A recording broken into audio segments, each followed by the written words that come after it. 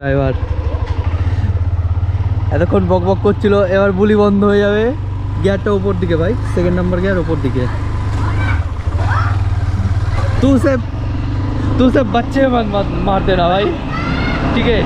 তো ভাই এবার অনেক হয়েছে হাসি মজার ব্লগ। গিয়ার কি রকম জানো? উপরের দিকে, গিয়ার উপরের দিকে সব করা। হ্যাঁ সব কটা উপরের দিকে। আরে অত মোড়ামুড়ি করছিস কেন? আরে মনে তো করবো কোন জায়গায়। ব্যস্ত নেই, থাকতে বেশি চলে চালাস না। এই যে সামনে মটন কুপের ব্যাগ ভাই, সাবধানে ভাই। আরে আছি, আমি আছি। ঠিক আছে চল। তো ওকেও তো চালাতে দিতে হবে বেচারা ভাই, একটু জোরে চালানো হয়ে যাচ্ছে না? আমি কি আস্তে আস্তে চালাচ্ছিলাম।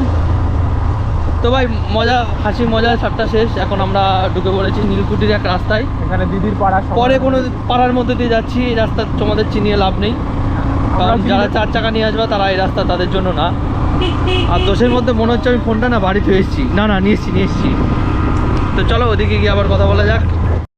তো ভাই 1 বছর হয়ে গেছে আমরা গাড়ি চালিয়ে যাচ্ছি। 1 বছর ধরে রাস্তা ভাই পুরাচ্ছে না। জানি না ভারতে আছি না ভারতের বাইরে বেরিয়ে গেছি।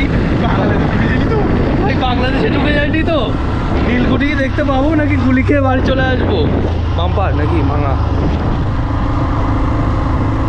তো ভাই ওই দিক থেকে গেলে যেখানে 10 মিনিট লাগে সেখানে 1 ঘন্টা ধরে আমরা মোটর সাইকেল চালাচ্ছি।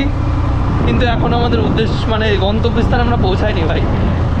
জায়গা পুরো অচেনা, পরিবেশ ভাই পুরোই অচেনা ভাই। আস্তে চালা ভাই। ভাই ঘর কাছে শুনলে হতো না? না ভাই, ও রাইডার চালাচ্ছে, ওর কাছে শোনা যাবে না। আমার কাছে স্ট্রিম আছে। তো কি হয়েছে? না হবে না।